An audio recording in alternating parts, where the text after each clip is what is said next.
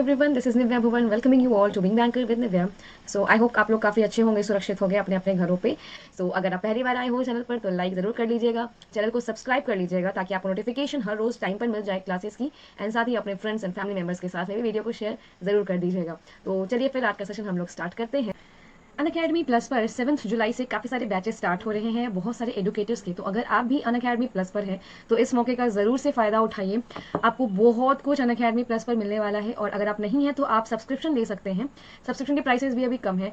आप जैसे आप देख सकते हो, SBI क्लर्क के लिए एक्सीलेटर बैच आपका शुरू होने वाला है 7 जुलाई से। देन DI और GA के लिए अलग से बैचेस होने वाले हैं। ये आपके IBPS क्लर्क और PO एग्जाम प्री मेंस सभी कुछ आपका कवर किया जाएगा।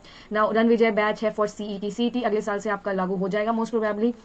स्ट्रॉन्गेस्ट लाइनअप है। आप जो भी एग्जाम्स की बातें करेंगे आपको हर एग्जाम्स के लिए यहाँ पर अनअकैडमी प्लस पर काफ़ी सारे कोर्स मिलेंगे, जैसे कि SBI के लिए है, आपका इंश्योरेंस के लिए है, IBPS के लिए गुरुकुल बैच चल रहा है, SBI क्लर्क के लिए बैच चल रहा है जिसमें मैं भी अभी हूँ आपके SBI क्लर्क वाले बैच में। नाउ बिलीवर्स बैच चल रहा है, प्रैक्टिस बैच है ये आपका कंप्लीट फाउंडेशन। अगर आपका बेसिक क्लियर नहीं है तो आप उसके लिए फाउंडेशन बैच ज्वाइन कर सकते हो। वॉरियर बैच है, RRB फॉर्म निकल गया है, एग्जाम भी होने वाली है तो आप ये भी कर सकते हैं। साथ ही SBI और IBPS के लिए एक व्योम बैच चल रहा है, DI और GA के लिए बैचेज हैं, डाउट क्लियरिंग सेशंस के लिए बैच चल रहे हैं। तो आप जहां पर चाहें वहां पर ज्वाइन करिए, बहुत कुछ है। साथ ही हर संडे को अनअकैडमी प्लस पर कॉम्बैट होता है, आप वहां पर जरूर से पार्टिसिपेट करिए। इस संडे को भी सुबह 10 बजे आपका होने वाला है, जहां पे 36 क्वेश्चंस मिलेंगे आपको। टाइम मिलेगा 50 मिनट्स का। अगर आपसे कोई भी कोड मांगे वहां पर तो आप निव या -6721 यूज कर सकते हैं। प्रॉमिस ऑफर चल रहा है अभी अनअकैडमी पर, जहां पर अगर आप 1 साल का सब्सक्रिप्शन परचेस करेंगे तो आपको 4 महीना फ्री है, और 2 साल पर आपको 6 महीना फ्री चल मिलने वाला है। लिमिटेड टाइम पीरियड ऑफर है ये, तो जरूर से आप इसका फायदा उठाइए। 5850 1 साल का, और अगर आपसे अगेन कोई कोड मांगता है तो यूज निव्या-6721 गाइज।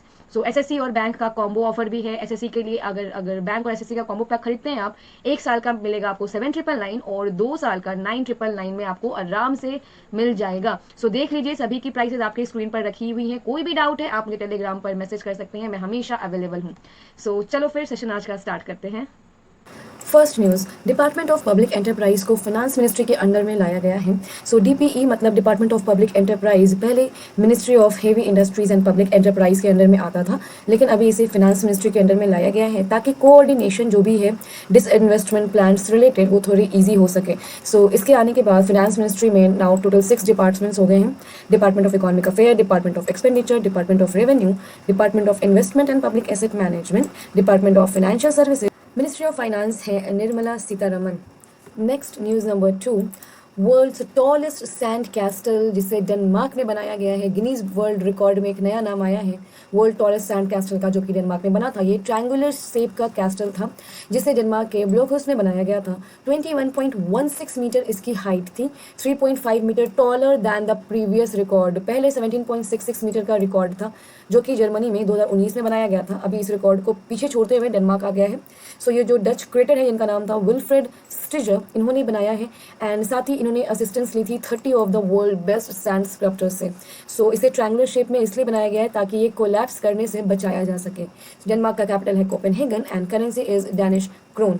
नेक्स्ट हमारा news number 3, India's first maritime arbitration centre जो कि गांधीनगर में खुलने वाला है, गुजरात के गांधीनगर में।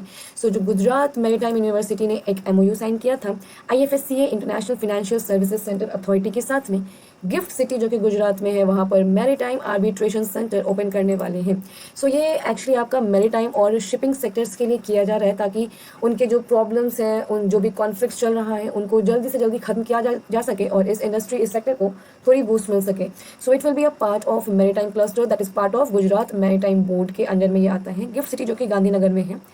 हमारे पूरे इंडिया में अभी 35 आर्बिट्रेशन सेंटर्स हैं, लेकिन उनमें से कोई भी अभी एक्सक्लूसिवली मैरीटाइम सेक्टर्स के लिए डेडिकेटेड नहीं था इसके आने के पहले। गुजरात के chief minister Vijay Rupani and governor Acharya Devvrat. Next news number 4, Kerala government अपना OTT प्लेटफॉर्म लाने वाली है। इनका टारगेट है नवंबर 1 तक में ये अपना OTT प्लेटफॉर्म लॉन्च कर देने का। इन्होंने बताया है कि इनका मेन मकसद रेवेन्यू कलेक्ट करना नहीं है, पैसे कमाना नहीं है, बल्कि वहाँ के कल्चर लोगों को बताना है, लोगों को कल्चर से रिलेट करना है। OTT प्लेटफॉर्म जो अदर हैं जैसे कि आपके नेटफ्लिक्स, अमेजॉन्स, यहाँ पर ऑलरेडी मूवीज़ दिखाई जा रही हैं मलयालम वाली, लेकिन उनका जो मेन टारगेट है वो रह रहा है रेवेन्यू पर। और केरल गवर्नमेंट जो बनाने वाली है उसका मेन मकसद होगा लोगों तक उनके कल्चर को पहुंचाना। सो लास्ट ईयर भी इन OTT प्लेटफॉर्म्स पर 15 से ज़्यादा या 15 से कम मलयालम फिल्म, जिसमें से बिग स्टार्स मलयालम इंडस्ट्री के देखे गए थे। नेक्स्ट न्यूज़ नंबर 5 आया है INS Tabar. So with INS Tabar ने इटालियन नेवी के साथ मिलकर के एक मिलिट्री एक्सरसाइज किया है। So INS Tabar join Italian navy and enter port of Naples जुलाई 3 को हुआ था। So ongoing deployment in the Mediterranean. So जो कमांडिंग ऑफिसर है उनका नाम है कैप्टन महेश मांगीपुरी। सो बहुत सारे ऑपरेशंस किए गए थे यहाँ पर, जैसे कि डिफेंस प्रोसीजर्स हुए थे, कम्युनिकेशन का ड्रिल हुआ था, रिप्लेनिशमेंट एट सी, डे और नाइट में कैसे डेस्क काम करेंगे, उन सभी की चेकिंग्स वगैरह की गई थी। Next news number 6, ministry of defence ने इंप्लीमेंट किया है स्पर्स सिस्टम। स्पर्स क्या है? System for pension administration Raksha. So this web-based system processed pension claims and credit directly into the bank account of defense pensioner. So जो भी लोग defence में काम कर रहे हैं उनके अकाउंट में डायरेक्टली उनके पेंशन्स वगैरह चले जाएंगे, कोई भी इंटरमीडिएट, कोई भी बीचवान नहीं होगा। सो इसके लिए, इस काम के लिए अभी हमारी कंट्री की 2 सबसे बड़ी बैंक्स काम कर रही है, जिसमें से एक है SBI और दूसरी है Punjab national bank. Next news number 7, Amazon अपना पहला डिजिटल केंद्र खोलने वाला है इंडिया के गुजरात में। सो सूरत में इसे लगाने का प्लान किया गया है। सो अमेजॉन डिजिटल केंद्र का उद्घाटन विजय रूपानी, जो कि चीफ मिनिस्टर है गुजरात के, उन्होंने ही किया था। Digital Kendra of Amazons are centre that will provide MSME the opportunity to learn about the benefit. MSMEs जो हैं उनको बताया जाएगा कि ई-कॉमर्स में आने पर उन्हें क्या क्या बेनिफिट्स मिल सकता है। मेन फोकस इस पे है। GST टैक्सेशन में सपोर्ट करेगा, इसमें साथ ही आपके लॉजिस्टिक्स में सपोर्ट करेगा, शिपिंग में असिस्टेंट प्रोवाइड करेगा MSMEs को। एंड अमेजॉन के जो नए CEO बनाए गए हैं एंड्रयू जेसी, और अमेजॉन फाउंड हुआ था 5 जुलाई 1994 को। Next news number 8, news on air radio live stream global ranking. So news on air radio live stream global ranking release की गई थी, जिसमें all India radio live stream on the are most popular. So हमारे India में ना all India radio AIR जिसे बोलते हो, ये ज़्यादा फेमस है न्यूज़ ऑन एयर से। ऐसे काफ़ी सारी कंट्रीज़ हैं जहाँ पर न्यूज़ ऑन एयर एक इंपॉर्टेंट रेडियो आप बोल सकते हो, जहाँ पे लाइव स्ट्रीम होती है, लोग देखते हैं। बट हमारे इंडिया में ये उतना पॉपुलर नहीं है। हमारे इंडिया में ऑल इंडिया रेडियो, जिसे हम लोग आकाशवाणी भी बोलते हैं, ये ज़्यादा फेमस है। सो कौन सी कंट्री फर्स्ट आई है, सेकेंड आई है, इन सभी के बारे में बताती हूँ। बट उससे पहले ये बता दूँ कि 1956 में आकाशवाणी, इसे ऑफिशियली इसको आकाशवाणी के नाम से जाना गया था, एंड फाउंडेड इन 1936। ये डिवीज़न है प्रसार भारती का। सो अगर आप देखोगे रैंक, सो US था फर्स्ट रैंक पर, Fiji second, Australia third, UK हो गया फोर्थ पे, Canada, UAE, Singapore, Kuwait, Saudi Arabia और Germany top 10।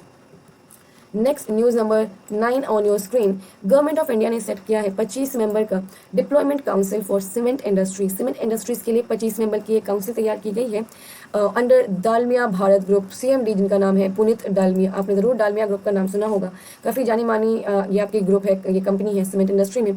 Council will suggest ways to eliminate waste. ये बताएंगे कि वेस्ट को कैसे कम किया जा सकता है, कैसे मैक्सिमम प्रोडक्शन कर सकते हैं, अपनी क्वालिटी को कैसे इंप्रूव कर सकते हैं, कॉस्ट को कैसे रिड्यूस कर सकते हैं, etc. Dalmia is the chairman of the council. Next news number 10, Facebook launch किया है अपना खुद का न्यूज़ लेटर, जिसका नाम दिया गया है बुलेटिन। ये किया गया है ताकि राइटर्स जो भी हैं US में, उन सभी को प्रमोट किया जा सके, वैसे राइटर्स जो कि इंडिपेंडेंट है, खुद लिखते हैं। So the bulletin will include support focused on the creation of content, monetisation, monetary में अगर आप बात करेंगे, मॉनेटरी वैल्यू में, ऑडियंस की ग्रोथ के लिए। सो फेसबुक एक अच्छा आपका प्लेटफॉर्म बन सकता है इंडिपेंडेंट राइटर्स के लिए, ताकि वो ज़्यादा से ज़्यादा लोगों तक पहुंच पाएँ, अपने कंटेंट को लोगों तक पहुंचा सकें। सो फेसबुक फाउंड हुआ था 2004 में। CEO है mark Zuckerberg and headquarter is in California, US। Next news number 11, एक नई बुक आई है द लाइट ऑफ एशिया, जिसे जयराम रमेश जी ने लिखा है। बायोग्राफी है, bio poem on Buddha. Buddha के बारे में बहुत सारे पोएम्स का ये आप बोल सकते हो कलेक्शन है, जहाँ पे बुद्धा के बारे में सब होगा, lord Buddha. Ramesh the author, member of parliament, former union minister. So Ramesh, Jairam Ramesh को हम लोग सब लोग जानते हैं। सो पार्लियामेंट के मेंबर रह चुके हैं, अभी ऑथर बन चुके हैं, यूनियन मिनिस्टर रह चुके हैं, कांग्रेस में एक लीडर थे, बड़े लीडर थे। सो ये है the light of Asia by sir Edwin Arnold that took the world by storm in some ways about the Buddha story to the world at the turn of the last century. So इन्होंने भी जो book लिखा था ये भी बुद्धा के बारे में था, और इससे लोगों को बुद्धा के बारे में, लॉर्ड बुद्धा के बारे में काफ़ी कुछ जानने को मिला था।